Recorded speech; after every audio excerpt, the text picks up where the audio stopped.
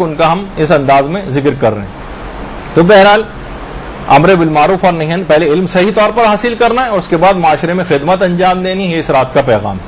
उसके बाद इस रात को मुकम्मल तौर पर जागना है, क्योंकि बहरहाल ये बात याद रख लीजिए कि सूरह मुज़म्मिल की आयतें भी हैं कि बेशक रात का उठना नफ्स को सबसे ज्यादा रोंदने वाला अमल, तो जागकर इस रात को गुजारें। खानदान अहले बैत के बच्चे तक भी इस रात को जागकर गुजारा करते थे, सारे बच्चों को भी कोशिश करके जगवाएं और इस रात को खास तौर पर नमाज शब को हरगिज फरामोश ना करें।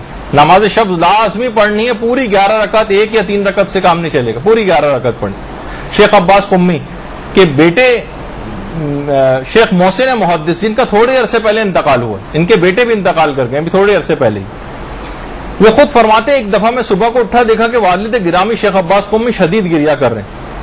तो मैंने पूछा कि बाबा जान क्या बात हुई? कहा कि रात को नमाज शब के लिए उठ नहीं सका हूं। कहा कि बाबा जान बहरहाल नमाज शब एक मुस्तहब अमल है, वाजिब तो नहीं है, ना आपने कोई वाजिब तर्क किया है, ना किसी हराम का इर्तिकाब किया, फिर इतना गिरिया क्यों कर रहे हैं?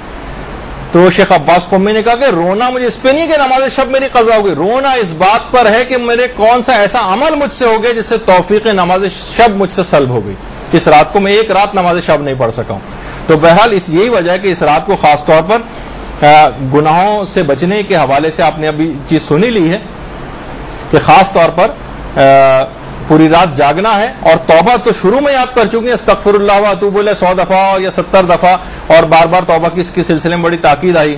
तो बहरहाल एक बात इसमें, अगरचे बात बहुत ज्यादा थी लेकिन मैं जल्दी के इमाम हुसैन भी बहरहाल कह गए थे कि बहन मुझे नमाज शब में तुम हमेशा याद रखना। अच्छा, अब 2-3 बातें हैं, इसको मैं